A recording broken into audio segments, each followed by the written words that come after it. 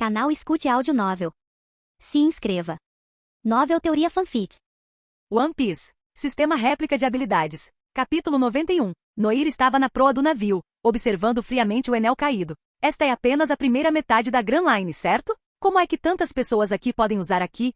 Ele refletiu, relembrando o encontro recente com a mulher que vendia frutas do diabo, assim como esta jovem bastante atraente. E quem exatamente são vocês? Noir perguntou, sua voz cortando a tensão no ar. A mulher se virou para ele, seu tom suave, mas firme. Senhor Noir, poderíamos encontrar um lugar mais tranquilo para conversar? Noir riu. Claro. A mulher trouxe consigo apenas o homem corpulento quando eles embarcaram na Arca Máxima. Enquanto isso, Enel, que ainda estava caído mole no convés, foi relutantemente ajudado por Viper. Fervendo de frustração, Enel murmurou. Qual é o problema com essa mulher? Não consigo nem usar minha força. Viper zombou. Cara mole, não consegue nem lidar com uma mulher. Calha a boca. Vamos ver você tentar. Enel retrucou com raiva. Mas Viper, percebendo que não havia se saído muito melhor contra ela, sabiamente decidiu ficar quieto. Noir levou a mulher para a sala de reunião a bordo do Machine. Enquanto olhava ao redor para a sala luxuosa e adornada com ouro, ela comentou, Senhor Noir, você é bem rico. Noir sorriu e Konis trouxe uma bandeja de chá, colocando-a na mesa. A mulher tomou um gole e seus olhos brilharam enquanto ela elogiava. Sua tripulação tem algumas habilidades notáveis. Konis corou com um sorriso doce, e Noir sutilmente assentiu em concordância. Essa mulher não era apenas forte, ela também era bem polida em suas maneiras. Você me mostra respeito, eu lhe mostro cortesia, pensou Noir, ecoando seus próprios princípios. Ele perguntou, então, como devo me dirigir a você? De pé, a mulher se apresentou com um tom sério. Meu nome é Gretchen, e sou uma soldada do exército revolucionário. Este é Gá, mas você pode chamá-lo de Pequeno Gá. Noir assentiu. Era como ele suspeitava, o exército revolucionário. No vasto mundo, além da marinha e do governo mundial, o exército revolucionário era provavelmente a única força capaz de conduzir tais operações organizadas. Noir, ainda curioso, perguntou, por que o exército revolucionário está tão determinado a me rastrear? O que você quer? Gretchen respondeu sinceramente, nosso objetivo é convidá-lo a se juntar a nós, Senhor Noir. Junte-se ao exército revolucionário. Noir ficou ainda mais intrigado. Por que o exército revolucionário convidaria um homem procurado como eu? Só porque eu matei um rei? Gretchen assentiu. Para ser honesto, estamos observando você há muito tempo. Acreditamos que com suas habilidades e ideais, você é mais do que qualificado para se juntar a nós. Ideais? Que ideais eu tenho? Noir piscou, confuso. Estava claro que o exército revolucionário estava interessado não apenas em seus ideais, mas mais importante em sua capacidade de copiar poderes. Eles não podiam deixar tal poder cair nas mãos do governo. Noir não se demorou nisso e recusou decisivamente. Não precisa. Eu aprecio os objetivos da sua organização, mas prefiro minha liberdade. Não sou de receber ordens. O cretino parecia ter esperado isso, mas ainda assim parecia desapontado. Muito bem, respeitamos sua decisão. No entanto, eu me pergunto se poderíamos nos envolver em alguma cooperação mutuamente benéfica? Noir, percebendo uma oportunidade, perguntou. Que tipo de cooperação? Gretchen olhou ao redor para a decoração dourada e sorriu. Um assalto. Assalto. O interesse de Noir diminuiu. Eu pareço alguém que precisa de dinheiro, ele disse, um pouco desanimado. A expressão de Gretchen tornou-se brincalhona. Este assalto pode lhe dar dinheiro suficiente para comprar mais 2 navios como este. Em um instante, o comportamento de Noir mudou, e ele estava todo ouvidos. Quem estamos roubando? Gretchen, um pouco surpresa com o entusiasmo repentino de Noir, rapidamente recuperou a compostura. Nosso alvo é o ouro celestial. A mente de Noir estava a mil. Esses revolucionários eram mais ousados do que ele pensava. O ouro celestial era a riqueza que todas as nações afiliadas ao governo mundial eram obrigadas a pagar como tributo. Esse imposto pesado era oferecido aos dragões celestiais, os aristocratas do mundo. Noir tinha ouvido falar disso quando ele zarpou pela primeira vez. Dizia-se que Doflamingo uma vez roubou o ouro celestial, forçando o governo a reconhecê-lo como um senhor da guerra do mar. Se eles pudessem interceptar essa riqueza, reunida em vários países, seria realmente uma dádiva. Gretchen, percebendo o silêncio contemplativo de Noir, perguntou, Senhor Noir, o que você acha? Noir rapidamente questionou, por que me envolver em uma operação tão secreta? E não me diga que é porque você confia em mim, porque eu não vou acreditar nisso. Gretchen balançou a cabeça. Não é só que confiamos no seu caráter, também valorizamos sua habilidade de copiar. Se não me engano, seus poderes de copiar frutas ainda podem ser usados, certo? Sua franqueza aliviou Noir, que respondeu, claro, posso copiar o rosto de qualquer um. Ele então perguntou, então, qual é o seu plano? Gretchen alcançou o vale de seu peito, puxando um pequeno Dendemushi, que parecia quase sufocado no processo. Noir sentiu suas bochechas corarem com a visão, enquanto Gretchen explicava. Este é meu Dendemushi. Quando você chegar ao arquipélago de Sabaldi, entrarei em contato com você e lhe darei o plano completo. Noir segurou o Dendemushi aquecido, momentaneamente perdido em pensamentos. Robin deu um tapinha gentil na nuca de Noir e se dirigiu a Gretchen. Entraremos em contato. Gretchen olhou para Robin com uma expressão pensativa. A criança do diabo, sendo protegida pela sombra do diabo, não é de se espantar que os esforços do governo para capturá-los não tenham tido sucesso. Nesse caso, o exército revolucionário estará pronto quando vocês chegarem a Sabaldi. Vamos nos retirar agora. Gretchen e Gá partiram do Machim, navegando lentamente sob o olhar atento de Noir. Segurando o Dendemushi, Noir se perguntou em voz alta, eles não têm medo de que eu mude de ideia? Robin balançou a cabeça. Você definitivamente vai para Sabaldi. Além disso, o exército revolucionário provavelmente tem um plano B. Noir assentiu. Viper se inclinou perguntando, há realmente tanto dinheiro no ouro celestial? Enel, escutando atentamente, ouviu Noir responder, de fato, há muita coisa, mas o mais importante é que há inúmeros recursos. Nações sob o guarda-chuva do governo mundial não apenas tributavam berris. Mais frequentemente elas ofereciam vários recursos, frutas do diabo, remédios, armas, metais raros e animais exóticos, entre outras coisas. Com uma quantidade tão vasta de recursos, não era de se espantar que o exército revolucionário estivesse tentado. Até Noir, que tinha planos de estabelecer seu próprio território, precisava desses materiais. Enquanto Noir descrevia as riquezas do ouro celestial, a mente de Enel começou a girar. Com riqueza suficiente para comprar outra arca máxima, quanto dinheiro era isso? Depois que Noir e os outros completaram o assalto, ele poderia simplesmente roubar o tesouro enquanto eles não estivessem olhando. Então ele poderia desaparecer em alguma parte remota do mundo e reinar como rei novamente sem ser desafiado. As fantasias de Enel sobre seu futuro reinado o fizeram rir com uma alegria sinistra. Viper olhou para Enel, agora caído no convés como um verme, rindo assustadoramente como um burro. Nojento.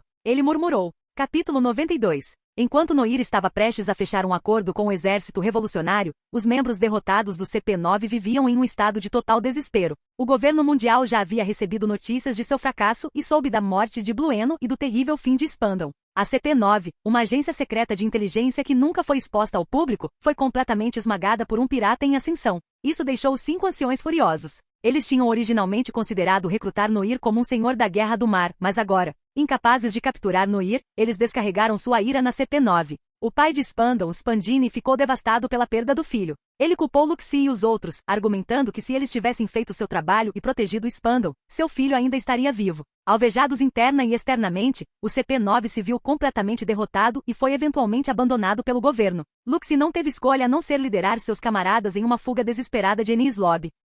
Nas águas distantes de Water 7, Luxi, agora transformado em sua forma de leopardo, estava em um navio de guerra naufragado. Durante o voo, Luxi encontrou uma Akuma no Mi, nada menos que a mesma fruta-gato do tipo Zoan, leopardo modelo que ele havia consumido na história original. Usando as habilidades de combate aprimoradas da fruta, Luxi liderou sua equipe por uma série de fugas por pouco, escapando continuamente da perseguição implacável do governo e da marinha. Califa, seu uniforme antes elegante agora esfarrapado e rasgado, tinha uma expressão exausta em seu rosto antes imaculado. Por quanto tempo mais teremos que continuar correndo? Ela perguntou. Kaku, ainda gravemente ferido, tossiu sangue. O homem-lobo Jabra, que o apoiava, deu um sorriso amargo. Quem sabe? Esses perseguidores implacáveis? Jabra olhou para Luxi. Desde a derrota esmagadora, Luxi se tornou cada vez mais retraído, fechando-se para o resto do mundo. Simpatizando com Luxi, Jabra hesitou por um momento antes de dizer tristemente, Luxi Blueno é realmente. Luxi de repente virou a cabeça, seus olhos injetados de sangue encarando Jabra como punhais, causando um arrepio na espinha. A menção do nome Blueno.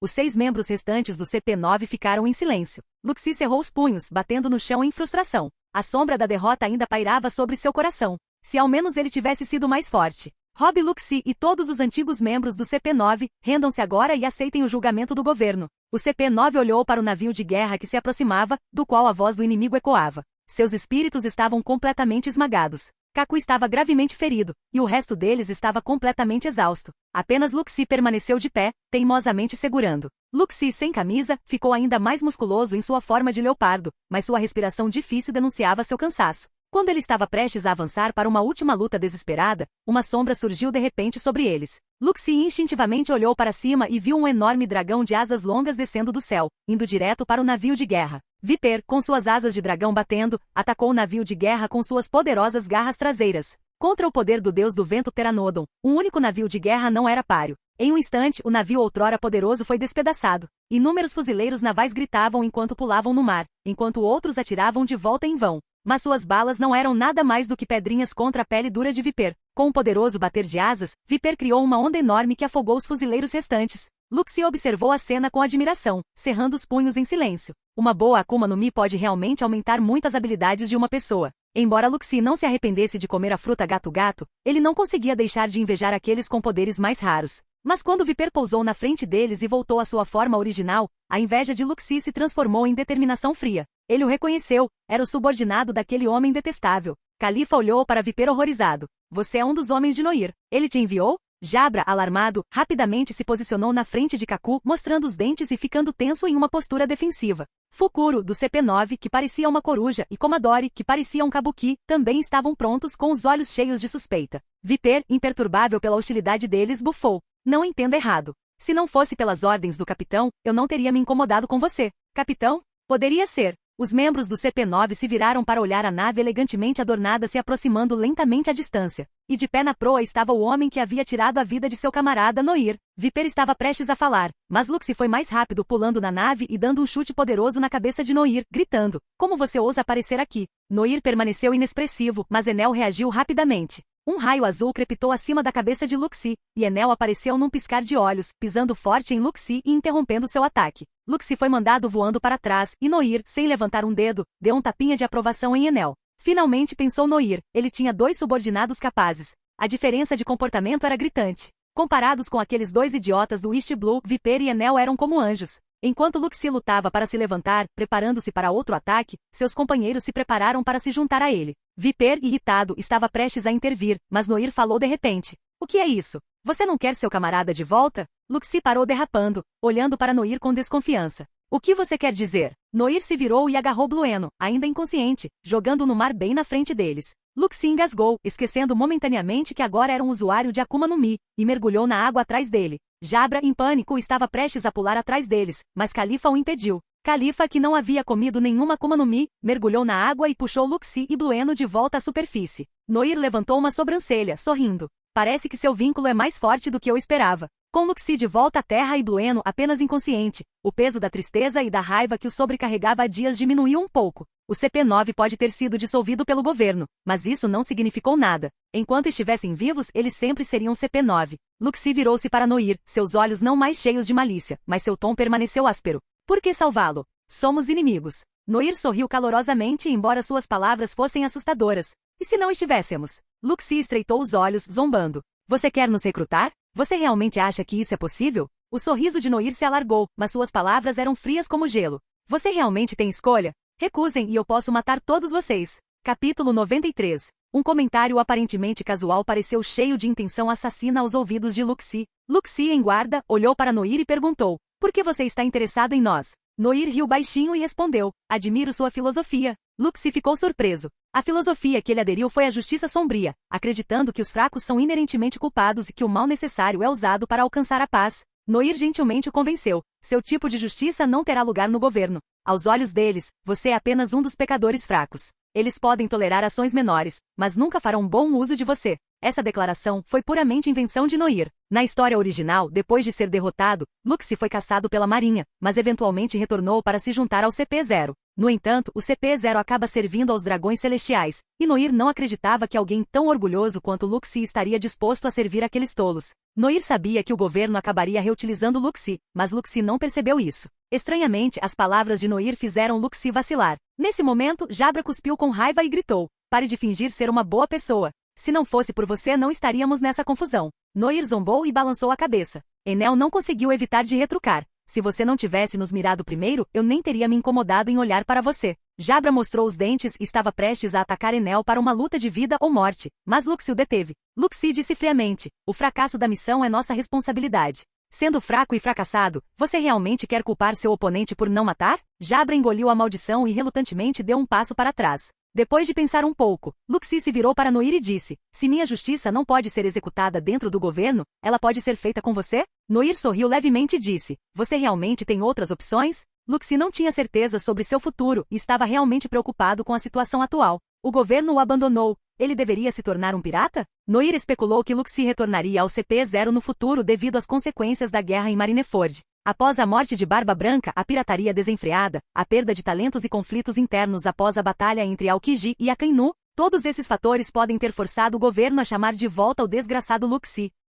Usando sua visão, Noir acreditou que recrutar Luxi era um plano viável. Vendo Luxi ainda hesitando, Noir decidiu falar mais diretamente: então por que você não trabalha para mim por enquanto? Se você quiser ir embora, é só me avisar, e eu não vou te impedir. Ao ouvir isso, Luxi olhou para seus companheiros. Todos os ex-membros do CP9 olharam para Luxi, indicando que seguiriam seu exemplo. Por fim, Luxi assentiu e concordou, fechado. Noir sorriu com aprovação e disse: é mais ou menos isso, mas deixe-me ser claro. Vocês podem escolher ir embora no futuro, mas se me traírem enquanto estiverem comigo, eu tomarei suas vidas de volta. Luxi assentiu silenciosamente, e o resto do CP9 também abaixou a cabeça. O Arca Máxima zarpou mais uma vez. Com as novas adições, o navio ficou mais animado. A equipe completa do CP9 era composta por 7 membros, enquanto Noir, Robin e a equipe original eram compostas por apenas 4. Esse desequilíbrio deixou Viper e Enel particularmente cautelosos. Luxi e Califa, vendo a força de Enel, ficaram mais contidos. Mas Jabra e os outros 3, sendo mais ousados, se envolveram em batalhas abertas e secretas com Enel. Como resultado, o navio não estava nada tranquilo nos últimos dias, com uivos de lobo e trovões enchendo o ar. Enquanto o navio seguia seu curso, Noir finalmente encontrou um momento para ficar sozinho. Depois de tudo o que aconteceu, até uma pessoa forte se sentiria cansada. Ele fechou os olhos, deixando a brisa do mar passar por ele. De repente, seu ombro ficou pesado. Um par de mãos quentes gentilmente tocou seu pescoço, pressionando suavemente. O que houve? Está muito barulhento? Robin estava atrás de Noir, massageando seu pescoço pensativamente enquanto perguntava. Noir ajustou sua postura um pouco e disse: está tudo bem. É bom ter um pouco de barulho. Robin franziu a testa e disse hesitante: você não está preocupado com conflitos entre Enel e os outros? Noir balançou a cabeça e respondeu suavemente: embora ele seja cruel e tenha um temperamento ruim, ele é um tanto normal. Talvez ele simplesmente não saiba como interagir com os outros. Poucos dias atrás, Enel finalmente deu a Noir a recompensa por conhecê-los através de seu sistema. Além do cartão cópia, o sistema ainda presenteou Noir com um conjunto completo de eletrodomésticos, geladeira, máquina de lavar, televisão. O sistema era barato, por que não incluir um smartphone ou tablet? Mas voltando ao assunto, a notificação do sistema indicou que a Enel estava começando a aceitar Noir e a tripulação. Robin concordou com a cabeça e disse: é verdade, às vezes os laços podem se formar por meio de conflitos. Lutar pode aproximá-los. Mas enquanto eles conversavam, Enel de repente irrompeu na cozinha, arrastando Jabra pelo seu rabo de lobo. O homem-lobo estava carbonizado e inconsciente devido ao choque elétrico, enquanto Enel gritava alto: Kunis, prepare o óleo, vamos ter carne de lobo hoje à noite. Robin. Noir suspirou, esfregou a testa e pediu a Viper que ensinasse aqui aos membros do CP9 em seu nome. Ser espancado não melhora a camaradagem. Nos dias que se seguiram, Viper seguiu as ordens de Noir e começou a ensinar Busushoku aqui à tripulação. Embora ele próprio estivesse apenas meio treinado, era o suficiente para cobrir o básico. Todos estavam estudando diligentemente, especialmente Luxi, mas havia uma exceção. Não era que Viper não estivesse disposto a ensinar Enel, era só que esse cara se recusava a ficar parado e aprender. Noir o deixou em paz, imaginando que Enel acabaria entendendo sua fraqueza depois de apanhar o suficiente. À medida que a atmosfera no navio se tornava mais harmoniosa, a Arca Machine navegou lentamente em direção ao Triângulo Floriano. O céu ao redor estava assustadoramente envolto em uma névoa espessa, tão densa que nem um único raio de sol conseguia penetrar, e o mar parecia ter adquirido uma cor preto-púrpura escura. Essa neblina era muito mais espessa do que aquela ao redor da Ilha do Outono, refletiu Noir. Luxi, agora vestido com um terno branco, ficou parado friamente na proa e perguntou: vamos atacar Moria? Nair assentiu com um sorriso e disse: gostei da nave de Moria e de seus poderes. Luxi entendeu imediatamente. O Casca de Suspense, o navio de Moria, tinha a reputação de ser o maior navio do mundo, comparável em tamanho a uma ilha. Kaku e Blueno, que tinham acordado recentemente, ficaram tremendo atrás de Luxi, sem ousar dizer uma palavra. Parecia que a habilidade especial de Noir havia feito efeito. Após serem derrotados, os dois sentiram um medo inexplicável em relação a Noir. Ao enfrentar Noir, eles não conseguiam nem levantar suas espadas. Luxi presumiu que eles estavam simplesmente com medo de serem derrotados, não ligou para isso e se afastou para treinar aqui com Viper.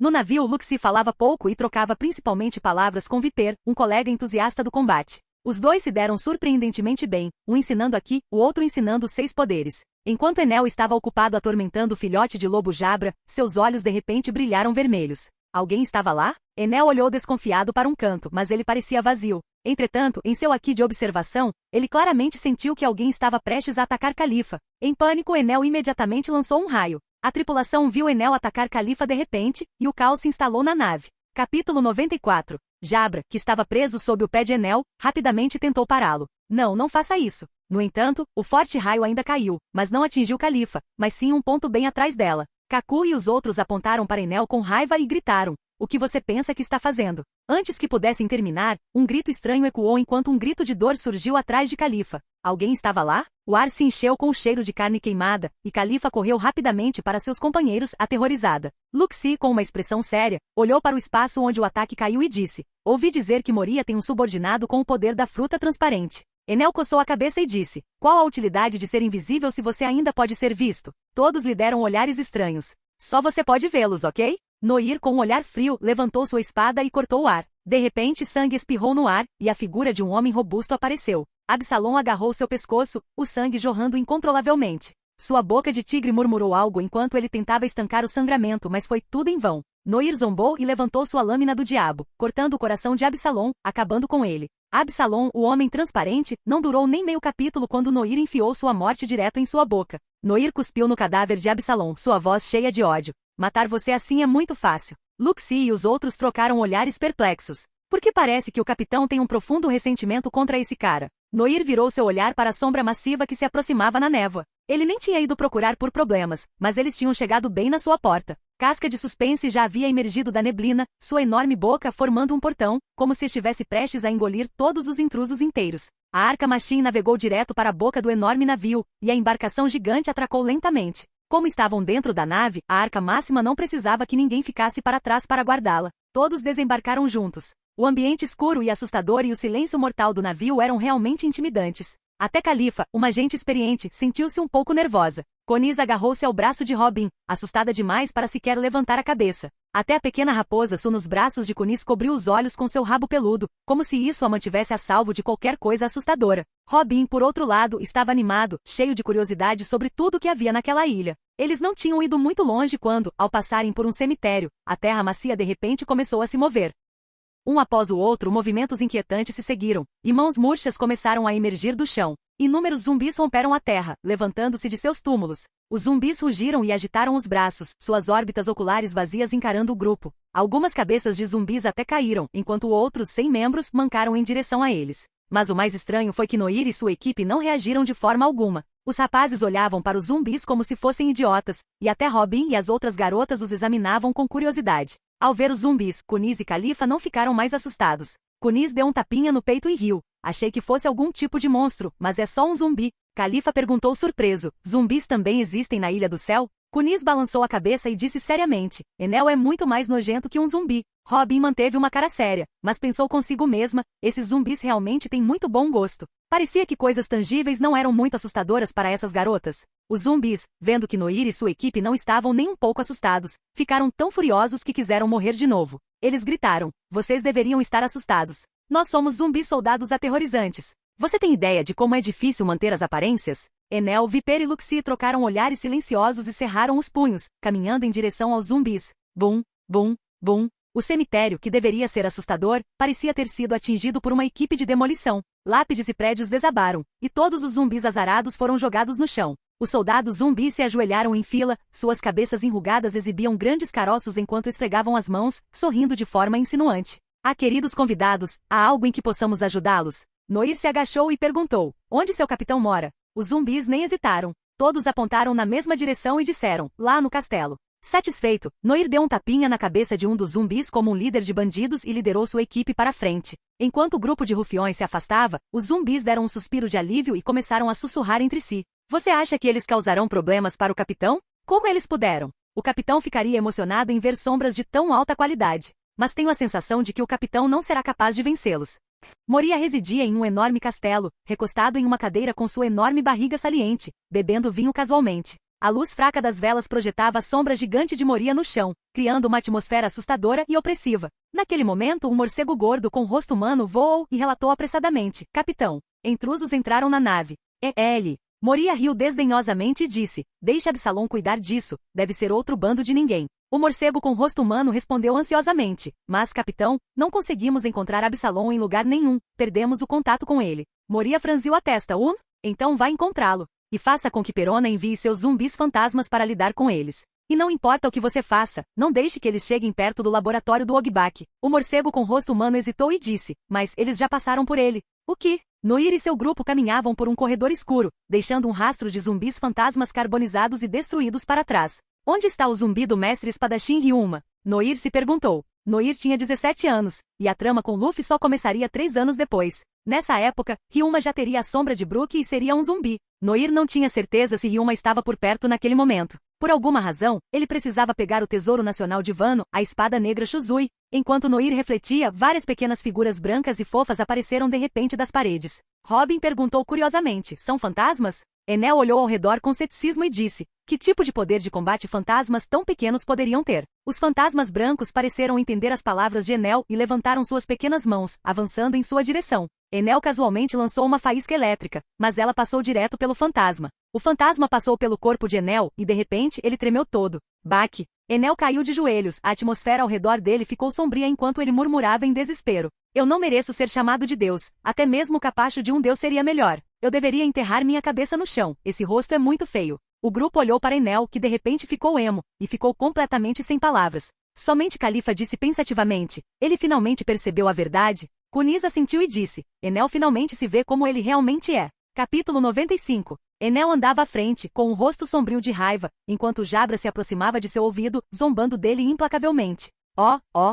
Enterre sua cabeça no chão, hahaha. A risada alta e desagradável de Jabra ecoou nos ouvidos de Enel, fazendo seu rosto ficar vermelho de raiva. Ele estava ansioso para arrastar Jabra para baixo com ele. Pensar que tantas pessoas testemunharam um momento tão humilhante. Foi uma morte social, absoluta e total. Enel avançou furiosamente, deixando todos para trás enquanto avançava furiosamente em direção ao castelo, gritando, aquele que libertou aqueles fantasmas, saia daqui. Jabra não estava disposto a deixá-lo escapar e o seguiu de perto, continuando a provocar. Tem certeza de que consegue lidar com isso sozinho? Não acabe se ajoelhando em arrependimento de novo, ok? Cale-se. Enquanto suas vozes desapareciam na distância, Noir observou os dois deixarem o grupo. Por que os membros da minha tripulação são sempre tão idiotas? Os corredores labirínticos dentro do castelo assustador tornaram incrivelmente difícil localizar Moria. Noir se virou para Blueno e perguntou, sua habilidade de fruta porta a porta pode nos levar diretamente ao salão principal do castelo? Blueno enrijeceu-se, um pouco apreensivo, e respondeu, deve ser possível, mas levará algum tempo. Noir assentiu e então instruiu Viper, ajude-me a encontrar alguém. Ele é um espadachim zumbi empunhando uma lâmina negra. Se você não encontrar um zumbi assim, então encontre um médico gordo usando óculos pretos. Traga-o para mim. Viper assentiu em reconhecimento. Entendido. Quando Blueno abriu uma porta de ar, Noir entrou com Luxie seguindo logo atrás dele. O mundo dentro da porta era uma dimensão alternativa escura e esverdeada. Não muito longe, havia outra porta. Quando o grupo abriu a porta e saiu, o esforço imediatamente cobrou seu preço de Blueno, fazendo com que o suor brotasse densamente em sua testa. E isso foi só pelo transporte dentro da ilha? Noir lançou um olhar simpático a Blueno, como se estivesse preocupado com sua saúde. Blueno corou e explicou, ainda não estou totalmente recuperado. Luxie examinou o salão diante deles, estreitando os olhos enquanto dizia, alguém está chegando. O chão pareceu tremer quando uma figura enorme com cabelos ruivos flamejantes emergiu de trás da porta, revelando um corpo enorme e obeso e um rosto grotesco. Noir ficou atordoado ao ver Moria. Esse cara tem que ter pelo menos 7 metros de altura, certo? Apesar de ter viajado muito, a pessoa mais alta que Noir já havia conhecido antes era Enel,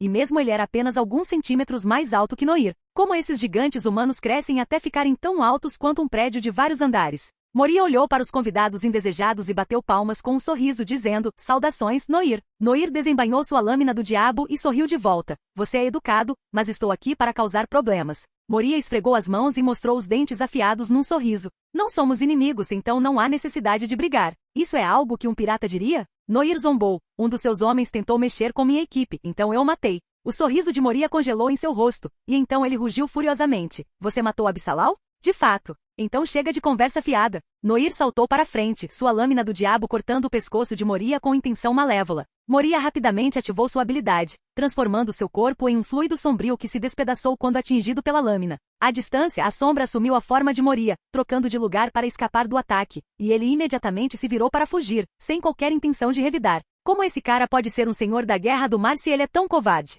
Luxie usou Gepo para saltar na frente de Moria em um instante. Moria estendeu a mão, e a sombra abaixo dele se fragmentou e voou para fora como cacos. As sombras despedaçadas se transformaram em morcegos que morderam Luxie. Moria então estendeu a mão para agarrar a sombra que Luxie lançou no chão. Noir rapidamente avançou, chutando o enorme Moria e fazendo voar. O corpo volumoso caiu no chão, levantando uma nuvem de poeira enquanto Moria lutava para se levantar. Entre os senhores da Guerra do Mar, Moria deve estar perto do último lugar. Ele confia demais em seus subordinados, negligenciando o desenvolvimento e o refinamento de suas próprias habilidades. Suas habilidades de combate físico são quase inexistentes, e ele desperdiçou a versátil fruta das sombras. Em comparação, Moria nem chega aos pés do Crocodile. O domínio de Crocodile sobre a fruta areia-areia é incrivelmente avançado. Apesar de ser do tipo Logia, ele aperfeiçoou a habilidade de secar qualquer coisa. Mas Moria? Se não fosse pelos Zoar zumbis e a massa de sombras incontroláveis, Luffy provavelmente nem precisaria usar Gear Second ou Ferd para derrotá-lo. Um simples aumento de poder poderia ter sido suficiente para derrubá-lo, assim como aconteceu com Crocodile. Moria olhou para Noir com seus olhos triangulares cheios de malícia. Ele pressionou suas mãos no chão e gritou: "Vamos ver como você lida com Asgard das sombras." Uma sombra gigantesca, idêntica em formato a Moria, emergiu do chão, com suas garras estendidas enquanto avançava em direção a Noir. Noir riu friamente. Sem Zoar sendo revivido pelas sombras, não importa o quanto Moria lute, ele não tem mais nada com que lutar. Noir cobriu sua lâmina com Buzo Shokuaki e avançou, ignorando completamente o Asgard das sombras em seu caminho, e balançou sua lâmina em direção à cabeça de Moria. Moria, aterrorizado, transformou-se novamente em uma sombra, trocando de lugar com a sombra de Asgard. Mas antes que Moria pudesse comemorar sua fuga, Luxi, que estava esperando, atacou. Pistola de dedo. Os dedos afiados de Luxi perfuraram o peito de Moria como lanças. Moria, fora de prática há tanto tempo, sentiu a dor e gritou, com os olhos esbugalhados enquanto ele jogava Luxi para longe. Mas com Luxi segurando por tanto tempo, Noir já o havia alcançado. A lâmina do diabo, brilhando com luz malévola, apunhalou as costas de Moria. Sangue jorrou da garganta de Moria, e ele não conseguiu evitar cuspir um bocado. Finalmente, ele não conseguiu mais se segurar e caiu de joelhos. Noir olhou friamente para a forma de luta de Moria. Em sua mão, a lâmina do diabo parecia zumbir suavemente, como um bebê sedento por sangue. Noir convocou o sistema e ordenou: "Copie sua fruta sombra." O talento vermelho de Moria, do diabo anfitrião, foi trocado por Noir, que pesou os prós e os contras, substituindo o talento manipulação do clima que ele havia copiado de Nami. Quando Noir partiu para o mar pela primeira vez, suas habilidades de navegação eram insuficientes, então ele confiou no talento de Nami. Agora, com tantos subordinados sob seu comando, Noir não precisava mais cuidar da navegação sozinho. Como resultado, 5 dos 10 talentos de Noir agora eram habilidades de Akuma no Mi. E além disso, Noir lançou um olhar perigoso para o caído Moria. Noir ativou sua habilidade passiva, Entregue. Moria, enfraquecido e exausto, não era páreo para Noir, especialmente com Luxi por perto. Noir girou sua lâmina em direção a Moria, e um enorme jato de sangue jorrou do enorme corpo de Moria, manchando uma grande parte do carpete do castelo. Luxi sacudiu seu terno branco com insatisfação e disse: "Você hesitou antes. Estava copiando a habilidade dele?" Noir assentiu, incapaz de esconder o sorriso. A fruta sombra completa agora era dele. Capítulo 96. Moria estava caído no chão, olhos arregalados, seu corpo enorme agora desprovido de vida. Pensar que um senhor da guerra do mar encontraria seu fim em seu próprio território, morto por um novato que estava no mar há apenas um ano, era inacreditável.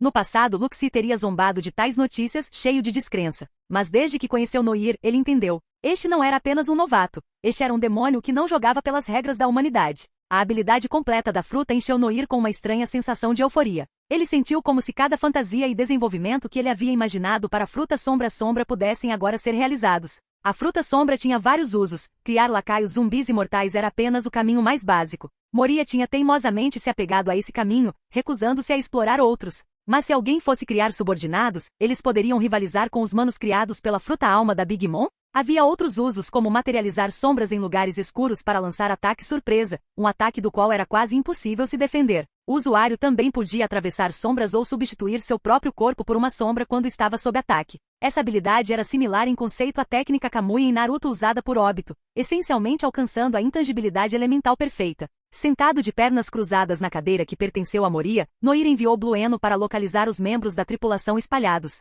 Luxi e a equipe CP9 foram despachados para inspecionar o castelo. Robin foi enviado para verificar a situação de Enel. Noir imaginou que Robin poderia ter uma chance melhor de recrutar Perona, a garota fofa com a fruta fantasma. Assim que o salão ficou vazio, Noir começou a contemplar como desenvolver a fruta sombra, diferente das habilidades que ele havia copiado antes. Esta tinha imenso potencial de crescimento e precisava ser rapidamente desenvolvida em uma habilidade de nível dourado. Assim que isso acontecesse, Noir poderia mirar em adquirir a fruta alma e fundir as duas em uma habilidade mutante dourada escura. Para desenvolver o poder das sombras, Noir estava particularmente interessado na habilidade da fruta de roubar sombras. Quando a sombra de alguém é tomada, eles imediatamente ficam inconscientes, e a exposição à luz solar resulta em morte. Esse era um poder que operava em uma regra fundamental. Assim como fruta passatempo de sugar, que impunha seu próprio conjunto de regras, não importava o quão habilidoso ou poderoso alguém fosse. Ele tinha que obedecer a essas regras se caísse sob sua influência. Noir ponderou, olhos fechados, considerando como adaptar a habilidade para se adequar ao seu estilo de luta.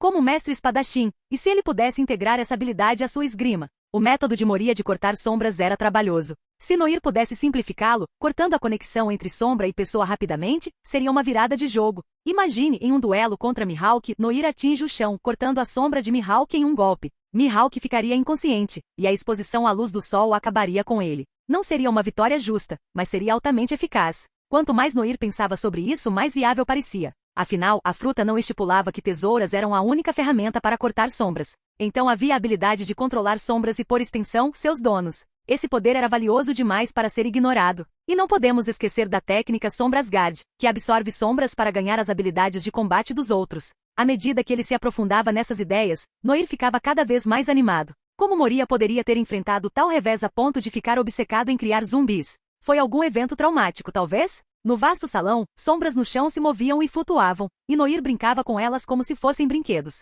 Blueno reapareceu de uma porta de ar com Viper ao lado dele. Viper estava segurando um homem gordo e inconsciente. Capitão, pegamos o cara. Ele disse que seu nome é Ogbak. Blueno também entregou a espada negra Shuzui, relatando. Havia de fato um espadachim zumbi chamado Ryuma. Ele era forte, mas de repente parou de se mover. Noir franziu a testa e perguntou rapidamente. A sombra dele foi embora? Viper balançou a cabeça. Não, mas parece que a sombra dele não é mais totalmente compatível com o corpo dele. Os zumbis no pátio estão passando pelo mesmo problema. Noir ponderou sobre isso, percebendo que provavelmente era devido à transição do poder da fruta sombra de Moria para ele. Embora a transferência de poder tenha sido perfeita, a natureza da habilidade havia mudado. A situação deve se resolver em breve. Noir pegou a espada negra Shuzui e a examinou. Apesar de ambas serem lâminas de cor escura, Shuzui e sua própria espada, lâmina do diabo, tinham vibrações completamente diferentes. Uma parecia sólida e confiável, enquanto a outra era feroz e indisciplinada. Blueno abriu outra porta de ar, e Luxie retornou com sua equipe, relatando. Localizarmos a sala de controle do casca de suspense.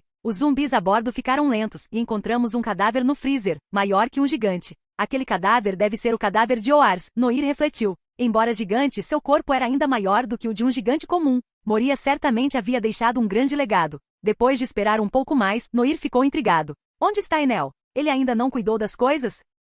Blueno, que estava correndo para frente e para trás, riu. Enel e Jabra não conseguem pegar aquela garota fantasma, e eles estão ficando frustrados. Viper perguntou confuso. Ela é realmente tão durona? Blueno assentiu, então balançou a cabeça. A habilidade dela é complicada, mas é só uma questão de inteligência. Viper assentiu em compreensão. Noir suspirou. Tudo bem, vamos dar uma olhada. No pátio sinistro, era onde Perona, um dos 3 tenentes de Moria, residia. Quando Noir chegou, ele viu relâmpagos crepitando descontroladamente no ar. Em pouco tempo, Enel estava mais uma vez deitado no chão, questionando sua existência. Eu sou como algas marinhas, flutuando com as correntes. Ninguém se importa. Uma risada alta e rápida ecoou quando uma garota de cabelo rosa com rabos de cavalo gêmeos e uma coroa na cabeça correu em sua direção. Atrás dela, Jabra perseguia com a língua de fora. Ao ver Noir chegar, Robin se aproximou e sorriu. A garotinha é bem esperta. Ela tem dado trabalho para Enel. Noir riu com simpatia, concordando. Ela tem alguma inteligência. Perona, fugindo em pânico, de repente viu um homem parado na sua frente. Saiam do meu caminho. Ela gritou desesperadamente.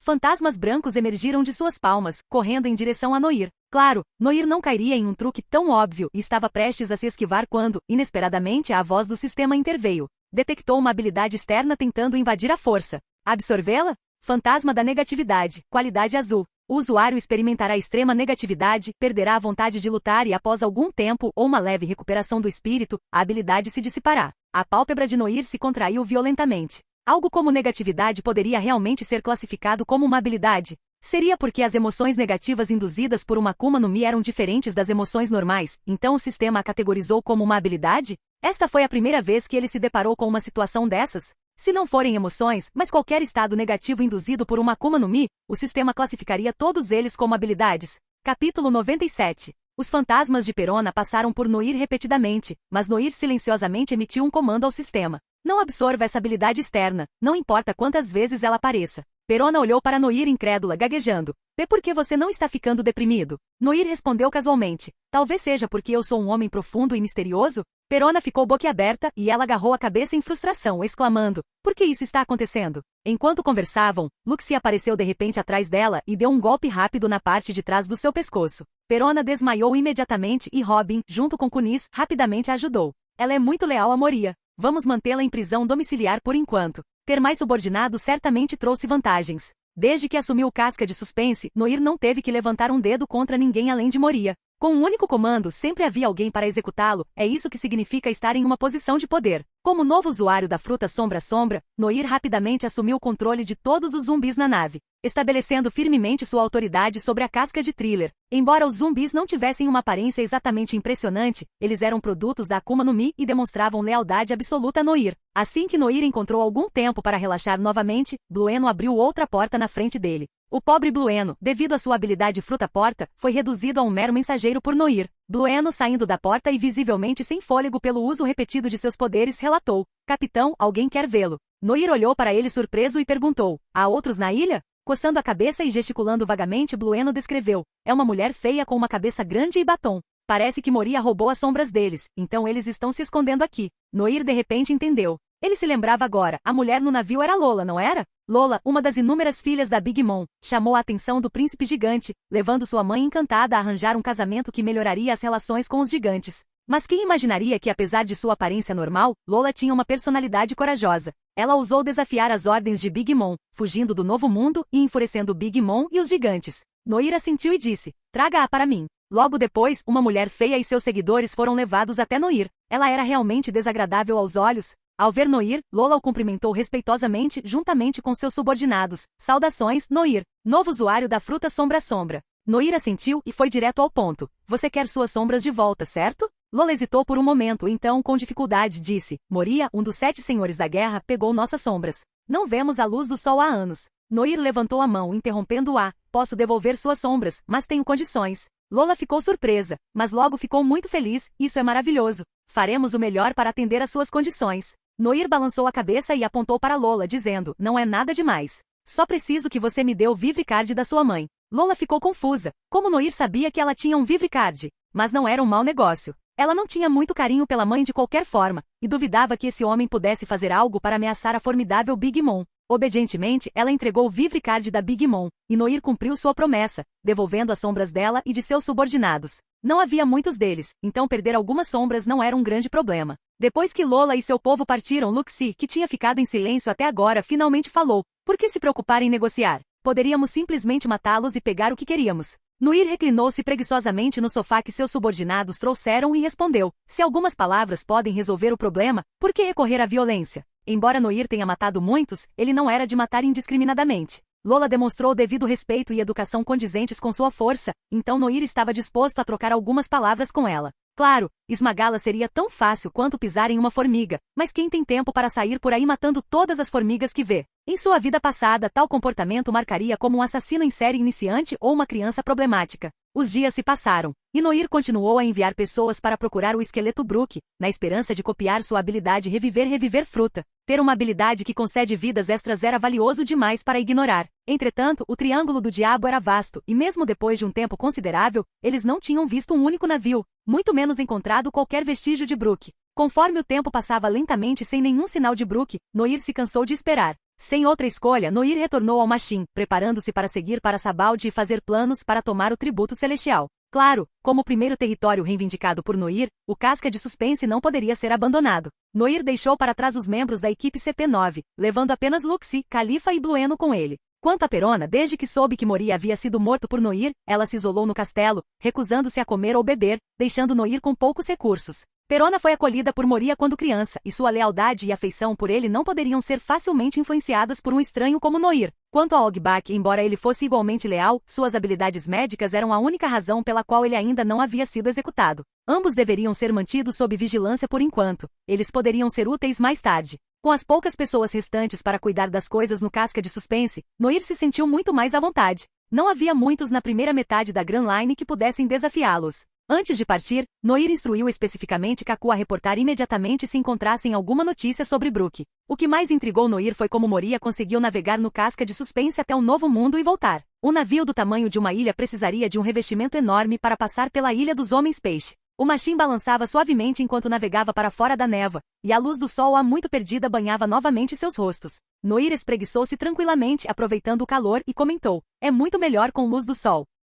Robin, sorrindo enquanto folheava os mapas, acrescentou: "Estamos finalmente nos aproximando do arquipélago de Sabaldi." Kunis, curiosa, perguntou: "Essa ilha é especial?" Robin assentiu, pegando pacientemente um pequeno quadro negro e explicando, enquanto Kunis e os outros estavam sentados atentamente, ouvindo. Ao entrar na Grand Line, há 7 rotas para escolher, mas para ir do paraíso ao novo mundo, se você não puder passar por Marejois no topo da Red Line, sua única opção é passar pela Ilha dos Homens Peixe. E como a Ilha dos Homens Peixes fica a 10.000 metros abaixo do mar, os navios devem atracar no arquipélago de Sabaldi para mergulhar nas profundezas. Enel exclamou com espanto. Scipioea está a 10.000 metros no céu, e a Ilha dos Homens Peixe está a 10.000 metros debaixo d'água, que diferença? Cunis, cheia de admiração, acrescentou. Então realmente existem homens-peixe no mundo. Ao ver todos tão ansiosos, Noir também se sentiu um pouco animado. A ilha onde as 7 rotas convergem novamente também foi onde Noir e Ace concordaram em se encontrar. Ele tinha que chegar lá rápido, eles tinham uma refeição montados nele. Capítulo 98. O arquipélago de Sabaldi fica perto do quartel-general da Marinha, então Noir e sua tripulação tiveram que prosseguir com cautela enquanto navegavam em sua direção. Antes mesmo de chegarem à costa, eles puderam ver as belas Ilhas Bolha à distância. Embora chamadas de arquipélago, as Ilhas Sabaldi foram, na verdade, formadas pelas raízes da maior árvore de mangue do mundo, o manguezal Yarukiman. As raízes dessa árvore enorme se projetavam acima do mar, levando as pessoas a chamá-la de ilha. As famosas bolhas de Sabaldi eram na verdade resina de árvore secretada pelas raízes durante a respiração. Quando o navio atracou, Viper olhou para as inúmeras bolhas flutuantes e se maravilhou. Isso é realmente lindo. Havia carros-bolha, uma roda gigante de bolhas e até casas construídas sobre bolhas. Cunis agarrou animadamente a mão de Califa, com sua raposinha seguindo atrás delas como um cachorrinho hiperativo, e gritou para Robin. Robin, olha todas essas coisas feitas de bolhas. Enel, de pé majestosamente no topo de uma árvore, não pôde deixar de sentir uma mistura de emoções. Um lugar tão lindo quanto esse deve ser maravilhoso de governar. Califa, ainda não totalmente acostumado à familiaridade de Cunis, mesmo assim seguiu junto. Cunis, sem se deixar abater, continuou a chamar Robin. Robin, vamos às compras. Robin assentiu e então estendeu a mão para Noir ao seu lado, sorrindo docemente. Você pode me dar algum dinheiro? Parecia uma esposa pedindo dinheiro para gastar antes de sair. O rico capitão Noir acenou generosamente com a mão, entregando a cada uma das 3 mulheres uma mochila cheia de dinheiro. Enel deu um pulo e disse, eu também quero um pouco. Mais uma vez Noir, sendo generoso, distribuiu uma grande quantia de dinheiro. Os 4 homens seguravam uma nota de 100 belri cada um, perdidos em pensamentos profundos. Viper cutucou Enel com o cotovelo e perguntou, 100 berrias não valem apenas um pouco de algodão doce no mar azul? Enel, com o ar de alguém mais experiente, deu um tapinha no ombro de Viper e disse seriamente, você não entende. No mar azul 100 berrias é realmente muito. Viper, eu não compro muito, mas você está tentando me enganar? Luxie e Blueno trocaram olhares, claramente pensando que Enel era um idiota. O que diabos esse cara passou? Depois de se livrar dos 4 homens dando-lhes dinheiro, Noir bateu palmas, planejando ir até a fábrica de revestimentos e talvez encontrar Ace também. Mas de repente, o bolso de Noir começou a vibrar. Sob os olhares curiosos dos outros, Noir calmamente tirou um dendemushi do bolso e disse, Moshi Moshi? Uma voz suave veio do outro lado do dendemushi dizendo, Senhor Noir, já que você chegou, poderia vir e discutir os detalhes conosco?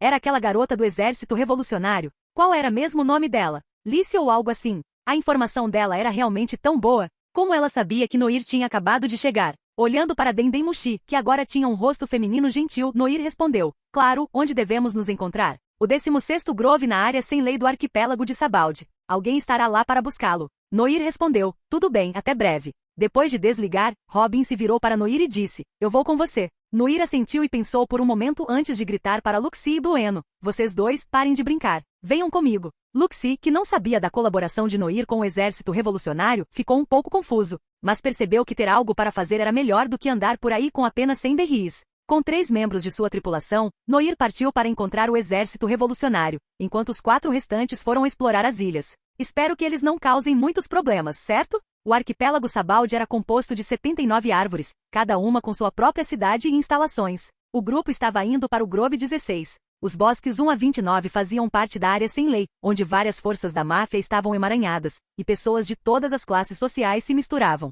Lutar e matar eram comuns. O mais alarmante era que, como os verdadeiros governantes do arquipélago eram os dragões celestiais, atividades como tráfico de pessoas e leilões de escravos eram toleradas, e isso ficava bem ao lado do quartel-general da Marinha. Noir suspirou. Sendo afiliados ao governo mundial, ou mais especificamente aos dragões celestiais, os fuzileiros navais nunca poderiam realmente defender a justiça. Esses atos malignos, como Noir os via, eram coisas que os fuzileiros navais só podiam ignorar ou até mesmo ajudar a encobrir. O que teria acontecido se ele tivesse escolhido se juntar aos fuzileiros navais? Perdido em seus pensamentos, Noir não percebeu que já haviam chegado ao Bosque 16. Na área caótica, Noir olhou para cima e imediatamente avistou um homem grande. Esse era o cara que, por pura força física, conseguia se defender contra um viper transformado em sua forma de pteranodonte. O nome dele era Oga, certo? Apesar do seu tamanho, os olhos de Oga eram inocentes, e quando ele viu Noir e os outros, ele abriu a boca e falou com uma voz ingênua: por favor, sigam-me. Que voz pura! Noir não pôde deixar de perguntar: quantos anos você tem? Oga coçou a cabeça, contando nos dedos antes de responder: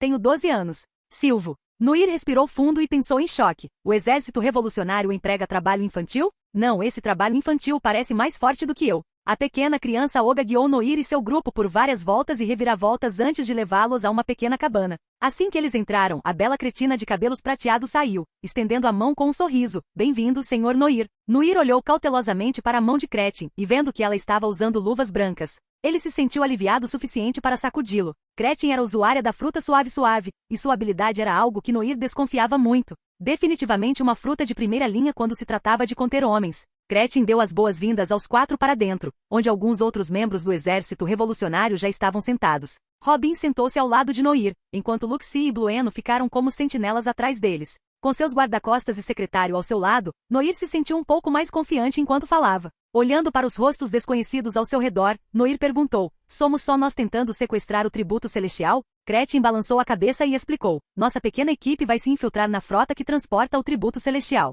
Estamos aqui apenas para dar suporte. O trabalho real será feito pelos membros do exército revolucionário lá fora, que se envolverão diretamente. Claro, você também pode precisar dar uma mão. Foi um alívio falar com alguém tão educado. Noir assentiu satisfeito e perguntou: então, o que exatamente você precisa que eu faça? Quando se tratou de negócios, a expressão de Cretin ficou séria quando ela disse: as naves da frota do tributo celestial são protegidas não apenas por forças de elite de várias nações, mas também por agentes do governo, o que dificulta nossa infiltração. Esperamos contar com sua capacidade de penetrar na nave selecionada e substituir toda a tripulação por membros do exército revolucionário, infiltrando-se assim na frota. Noir tamborilou os dedos na mesa, franzindo a testa. Substituir uma tripulação inteira não levantará suspeitas? Cretin sorriu levemente e disse: na verdade, já temos alguém naquela nave escolhida. Ela cuidará dos arranjos de identidade. Noir ficou surpreso. Qual o sentido da infiltração se você já tem alguém lá dentro? Vendo sua confusão, Cretin continuou: só conseguimos inserir uma pessoa, e ela não podia trazer nenhuma arma, então ela só pode nos ajudar e apoiar.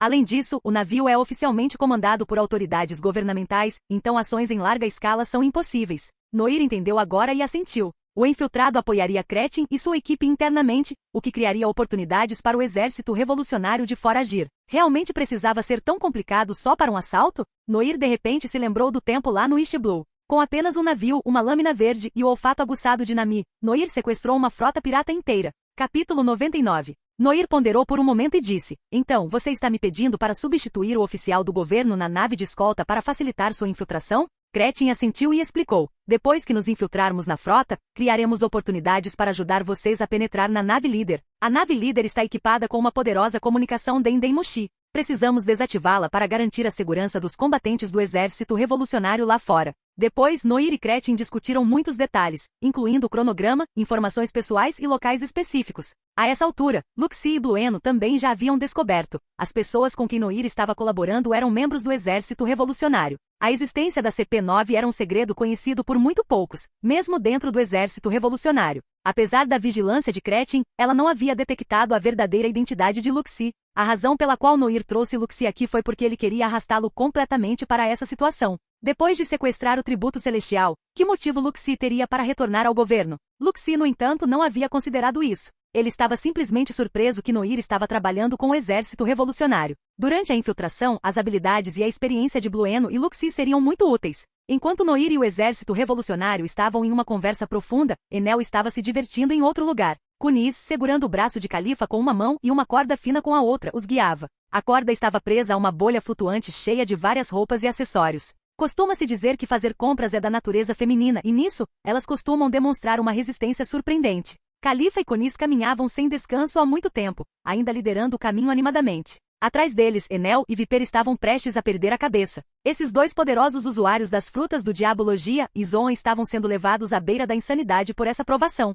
O motivo pelo qual eles estavam seguindo Kunis e Califa era porque eles estavam quase falidos. Persuadidos por Enel, eles juntaram seu dinheiro para comprar um chiclete Sabaldi e então, bem, esse foi o fim dos gastos deles. Foi só quando o sol já estava alto que as duas mulheres finalmente pararam e encontraram um restaurante para comer. Naturalmente, eles trouxeram seus dois companheiros junto. Quando se tratou de comida, Enel se revitalizou imediatamente. Assim que entraram no restaurante, Enel ansiosamente encontrou um lugar e gritou: proprietário, eu quero carne. Depois de fazer o pedido, Enel sentou-se com sua faca e garfo, esperando ansiosamente sua refeição. Naquele momento, uma agitação vinda de uma mesa próxima chamou a atenção de todos no restaurante. Irritado, Enel olhou para cima. Quem estava fazendo tanto barulho durante uma refeição? À mesa, um grupo de homens devorava uma variedade colorida de comida sem nenhuma consideração pelas maneiras à mesa. Aquele que comia mais vorazmente parecia ser o líder deles, usando um chapéu laranja com um colar não convencional pendurado no pescoço. Ele tinha algumas sardas no rosto, o que o fazia parecer um jovem brilhante e alegre. Vendo quão jovem ele era, Enel não pôde deixar de sentir um pouco de desdém.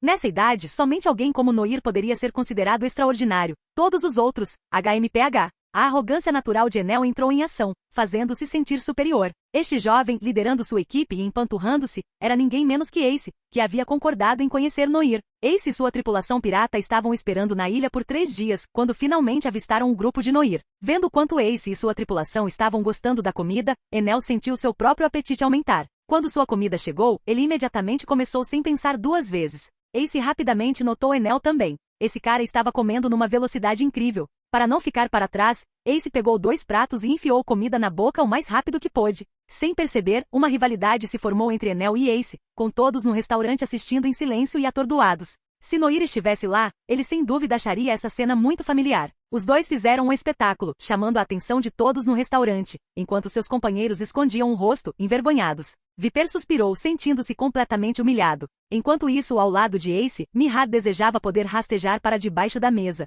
Os olhares deles se encontraram do outro lado da sala, compartilhando um olhar de sofrimento mútuo. Enquanto o restaurante estava cheio de atividades, as ruas do lado de fora estavam assustadoramente silenciosas. Os cidadãos comuns recuaram de repente para os lados da estrada, sem ousar dizer uma palavra enquanto observavam as pessoas andando pela rua. 3 indivíduos vestidos de forma elaborada, fortemente envoltos em roupas, passaram, cercados por um grupo de guarda-costas. Para enfatizar seu alto status, até seus penteados eram altos. Eles usavam capacetes de bolha na cabeça, e o mais velho deles parecia estar acompanhado de seus 2 filhos. Sim, eles eram a escória infame do arquipélago de Sabaldi, os nobres do mundo, os dragões celestiais. Santo Rosvard estava guiando seus filhos, segurando uma corrente. Na outra ponta da corrente estava um homem corpulento, cujo pescoço estava algemado. O corpo do homem estava coberto de cicatrizes, seus olhos estavam sem vida e ele rastejava no chão de forma entorpecida e mecânica. Segurando seu escravo, Santo Rosvard semicerrou os olhos, olhando para as pessoas ao redor com desdém. Um bando de lixo imundo e de baixa estatura, gritou Santo Rosvard em voz alta seus insultos desenfreados. As pessoas o ouviram, mas ninguém ousou responder. Seu filho, Santo Charles, com seu rosto de porco pressionado contra o capacete de bolha, disse preguiçosamente: "Pai, vamos nos apressar. Ouvi dizer que tem uma sereia entre os itens do leilão desta vez." Sua filha, Lady Shauria, usando óculos escuros e um lenço de seda em volta da boca, abanava-se enquanto falava irritada. "Os homens peixe que compramos da última vez morreram depois de apenas alguns dias. Mas depois que cozinhamos um, deixamos os outros provarem." A expressão no rosto deles era absolutamente hilária, hahaha. Santo Charles fungou, acrescentando desdenhosamente: "Homens peixe não são divertidos. As sereias é que são interessantes." Enquanto ele falava, o olhar de Santo Charles de repente se desviou para um ponto na rua, e ele notou Enel e os outros comendo dentro do restaurante. Quando olhou através do vidro e viu o califa sentado ao lado de Enel, os olhos de Santo Charles brilharam. Apontando para o restaurante, Saint Charles riu alto sem nenhuma restrição. "Essa mulher parece boa. Quero levá-la de volta para brincar." Lady Shauria olhou com desdém e disse: "Você não tem medo de se sujar?" Vendo que seu pai não se opôs, Santo Charles sacou uma pistola dourada, levantou-a e apontou para as pessoas ao lado de Califa. Seu primeiro alvo foi Enel, que ainda estava comendo. Ele disse animadamente: "Tudo bem, vamos lidar com o lixo ao redor dela primeiro." Estrondo. Sem hesitar, ele atirou. A bala estilhaçou a janela do restaurante, indo direto para a têmpora de Enel. A multidão do lado de fora assistia horrorizada, e os que estavam dentro do restaurante se abaixavam para debaixo das mesas, aterrorizados. Seus movimentos rápidos mostravam o quanto estavam acostumados a tais incidentes. Mas Enel, ainda segurando o garfo, casualmente estendeu a mão e pegou a bala entre os dedos a apenas alguns centímetros de sua têmpora. Capítulo 100. O xingamento furioso de Enel ecoou alto, alcançando os ouvidos de todos instantaneamente. Os espectadores ficaram estupefatos. Aquele cara de orelhas compridas estava realmente xingando um dragão celestial. Ele tinha um desejo de morte? Santo Charles, atordoado como se estivesse atordoado, rugiu incrédulo. "Como ousa me insultar? Eu sou o mais nobre dos dragões celestiais. Sua suposta nobreza pode ir para o inferno." Em um instante, Enel foi cercado por relâmpagos crepitantes. Com um estrondo estrondoso, ele quebrou a parede do restaurante e avançou em direção ao obeso Saint Charles. Em pânico, Charles disparou vários tiros em desespero. Enel ignorou todos eles, seu olhar feroz enquanto transformava sua mão em uma lâmina, o som de relâmpagos crepitantes ressoando no ar. tirando proveito do que ele havia aprendido com Noir Chidori, a mão de Enel, agora uma lança afiada de eletricidade, facilmente perfurou a carne. Sangue carmesim respingou, manchando instantaneamente metade de seu rosto. Mas aquele que Enel havia perfurado não era Santo Charles, era o escravo que o pai de Charles estava conduzindo por uma corrente. O escravo, vendo Enel atacando, saltou reflexivamente, ficando entre Charles e o ataque. Naquela fração de segundo, embora Enel hesitasse, ele finalmente seguiu adiante. Puxando seu braço encharcado de sangue, Enel olhou impassível para o homem agora ajoelhado a seus pés. Os lábios do homem se moveram levemente, uma voz fraca, quase inaudível, chegou aos ouvidos de Enel. Minha filha.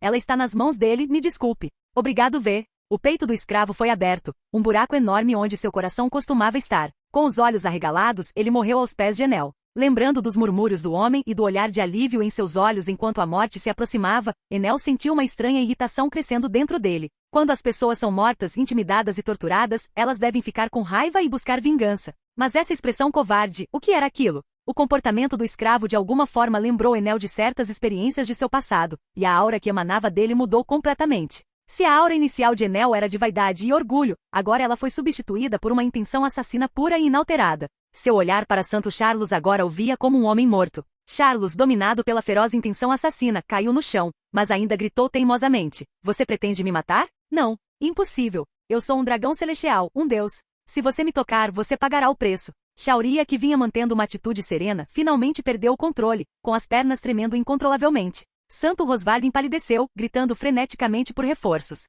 A multidão aterrorizada já havia fugido em todas as direções, e a comitiva de lacaios dos dragões celestiais rapidamente cercou Enel. Enel zombou, olhando para Santo Charles enquanto perguntava, você acha que é um deus? A imagem de Noir dominando-o com poder absoluto e destrutivo surgiu vividamente na mente de Enel. Um sorriso desdenhoso se formou nos lábios de Enel. Você sabe o que você realmente é? As feições grotescas de Santo Charles se contorceram de dor enquanto a eletricidade se espalhava por seu corpo. A risada fria de Enel ecoou em seus ouvidos. Fraco. Um raio atingiu, lançando Santo Charles no chão. O chão sólido foi rasgado, deixando uma grande cratera. Na cratera jazia um pedaço de carne inconsciente e disforme. Suas roupas e equipamentos de proteção estavam completamente destruídos, expondo carne crua e sangrenta, ossos irregulares e gordura fétida ao ar. Charles foi reduzido a uma bagunça irreconhecível pelo raio. Rosvard, incapaz de suportar mais, gritou em angústia: meu filho. Exalando profundamente, Enel sentiu a raiva assassina dentro dele diminuir um pouco. Sua cabeça instintivamente virou-se para olhar para trás. Na mesa do restaurante, Califa e Kunis não tinham medo, sorriam calorosamente, como se entendessem suas ações. Viper, como sempre, pareceu indiferente, mas secretamente fez um sinal de positivo por baixo da mesa. Ao ver o polegar levantado, Enel sorriu. E então, surpreendentemente, um raro sorriso caloroso se espalhou pelo rosto de Enel. Ele não era mais quem costumava ser. Sim, ele agora tinha tantos bons subordinados. Enel tinha acabado de cometer um ato que abalaria o mundo, mas apesar disso Ace, que estava assistindo ao espetáculo, continuou comendo sem perder o ritmo. Ace engoliu a comida, observando Enel com diversão. Se Enel não tivesse reagido a tempo, Ace teria intervindo ele mesmo. O resultado, no entanto, superou suas expectativas. E esse tipo de determinação lembrava um pouco seu irmão. A notícia de um dragão celestial sendo atacado com uma possível morte rapidamente se espalhou pelo arquipélago de Sabald. Inúmeros soldados da marinha foram mobilizados em massa, indo em direção ao local do incidente. Todos os negócios no arquipélago pararam, pois todos sentiram algo ameaçador no ar. Algo grande estava prestes a acontecer. Enquanto isso, no quartel-general da marinha, no escritório do homem conhecido como Sengoku, o Buda, o telefone não parava de tocar,